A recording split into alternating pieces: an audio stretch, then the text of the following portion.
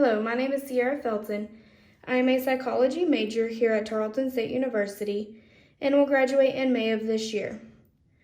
The object of this study was to look at how gender roles have changed over time and how this change has caused people to identify as either more feminine or masculine than any other time period before now.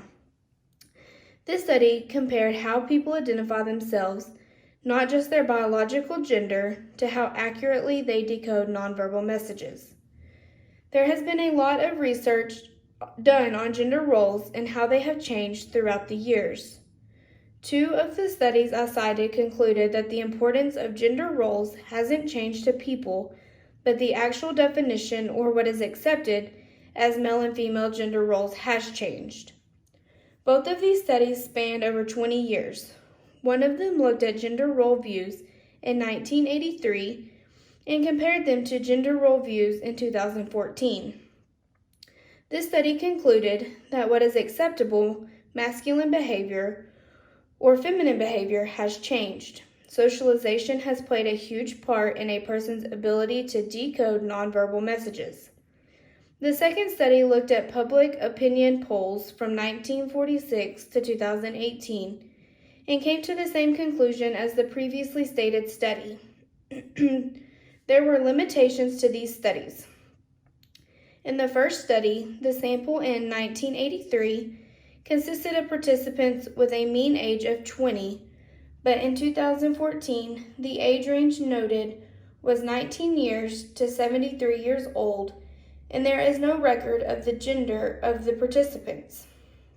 The question of whether decoding nonverbal cues was inborn behavior or learned was posed by Cynthia Epstein.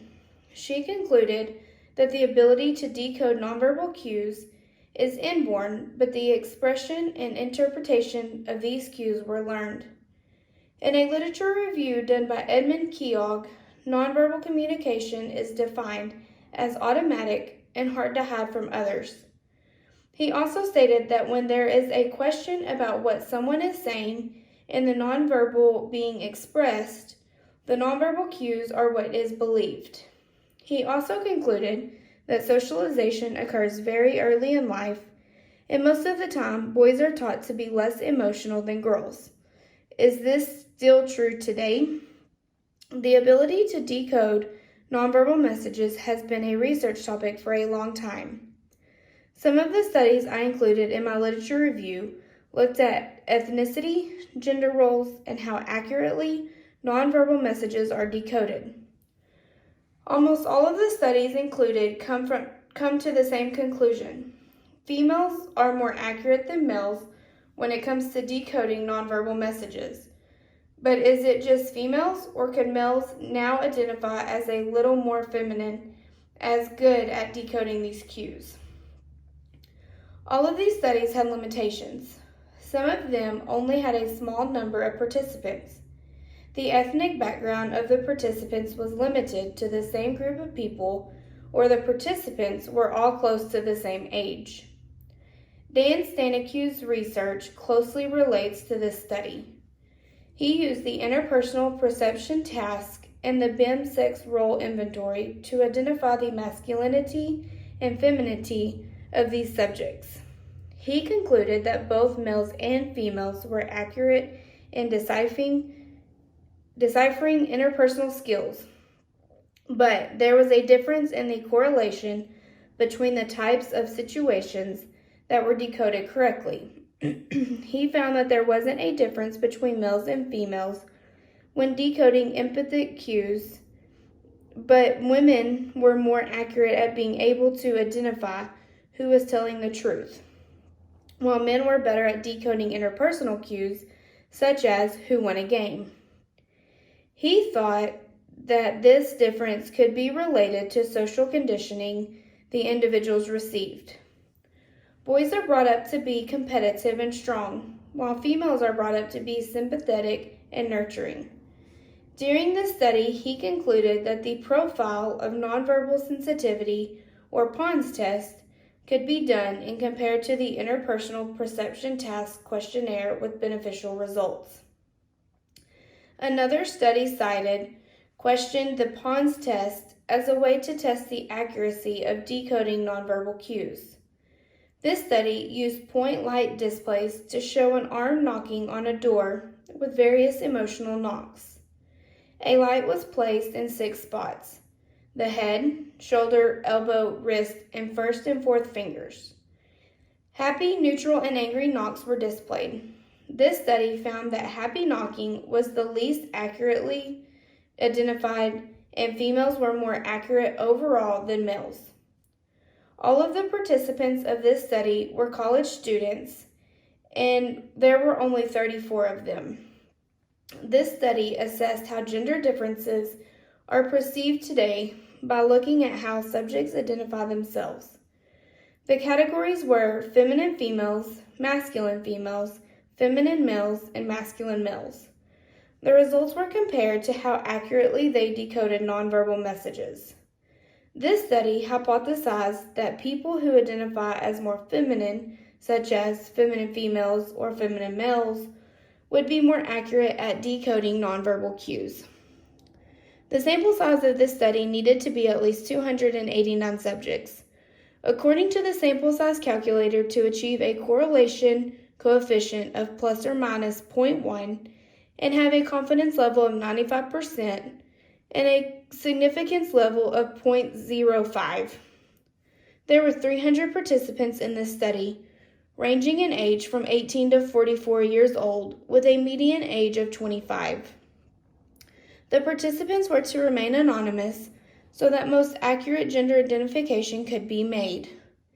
A Google survey was created, which included a questionnaire of background information and a consent form. After these were filled out, the participants were asked to fill out a personal attributes questionnaire to assess and categorize them into one of 4 groups: feminine females, masculine females, feminine males, or masculine males. Then the Pons voice test and Pons face and body tests were given. The survey link was posted on Facebook and Twitter for 3 weeks. The post included a brief description of what this survey was for and advised the participants it would take about an hour to complete. Once the participants agreed to participate in the study, the consent form was agreed to, and the personal questions such as gender and age were completed. They moved on to the personal attributes questionnaire, which ranked them from A to E based on how they see themselves. A was the most feminine they could choose, and E was the most masculine. Once this was complete, a point system was used to tally the results. A was worth 1 point, and each letter to E increased by 1. Scores ranging from 24 to 72 points were identified as either feminine females or feminine males based on their biological gender, and scores of 73 to 120 points were classified as masculine females or masculine males. The Pons test was then administered, where the subjects had to view a short video of either a voice, a face, or body expressions, and then were immediately decoded the scene by answering a predetermined question. The number of correct responses was tallied. A descriptive statistics test was ran using the JASP program. Once the scores were computed, mean scores were identified. The mean scores of gender identification were feminine females 2.600, masculine females 2.917, feminine males 2.913, and masculine males 2.843. The mean scores of the Pons voice test were 2.977, and the face and body tests were 2.896, with a standard deviation of 1.472.